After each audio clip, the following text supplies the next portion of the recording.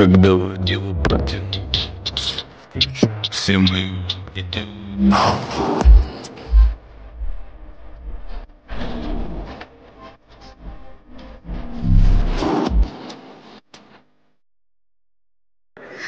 তো চলেন তাহলে লাভিস্টা থেকে ঘুরে আসি। আসলে লাভিস্টাতে যাওয়া হয় ফিশ খাওয়ার জন্য, বাট ওদের অন্য অন্য খাবার কি রিভিউ দিব।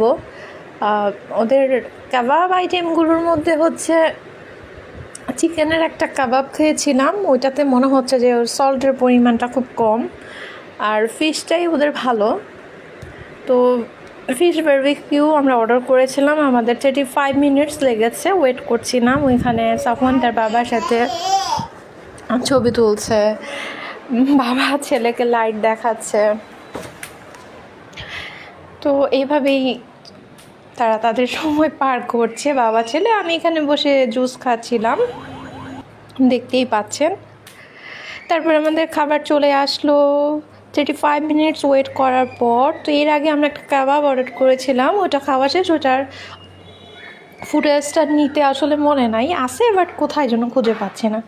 তো কোরালের বারবিকিউটা খেলাম, ওটাতে কেমন যেন আমার কাছে মনে হচ্ছে যে ওদের থেকে বেটার। আমি ফিশ বারবিকিউ বাসায় যেটা করি ওটা 1000 গুণে ভালো হয়। তো কী আর করার, অর্ডার করেছি, খাচ্ছি। তো ওদের সব থেকে যে ব্যাপারটা ভালো লাগছে, পিকলসগুলো যে ওরা দেয়, শসার পিকলসটা, অনিয়ন্স, তো ওইটা আমার কাছে খুব মজা লেগেছে। লাভিস্টাতে প্রায় সময় যাওয়া হয় যেহেতু রুফটপ রেস্টুরেন্ট। তবে ঢাকার সাথে যদি কম্পেয়ার করি, আমাদের নারায়ণগঞ্জের কোনো রেস্টুরেন্টের খাবারের মান ঢাকার সাথে কম্পেয়ার করলে, নারায়ণগঞ্জে মানুষ কেন কী দেখেছে রেস্টুরেন্টগুলোতে খায় আমি বুঝি না। আমার কাছে টেস্ট, স্বাদের হেরফের ঢাকার ধারে কাছেও নাই। জাস্ট কী দেখে যে মানুষ এত এত রেস্টুরেন্টে খাচ্ছে আমি বুঝি না। যাই হোক, আমি খুব ছোটোখাটো একটা মানুষ, আমার থেকে রিভিউ দিলাম।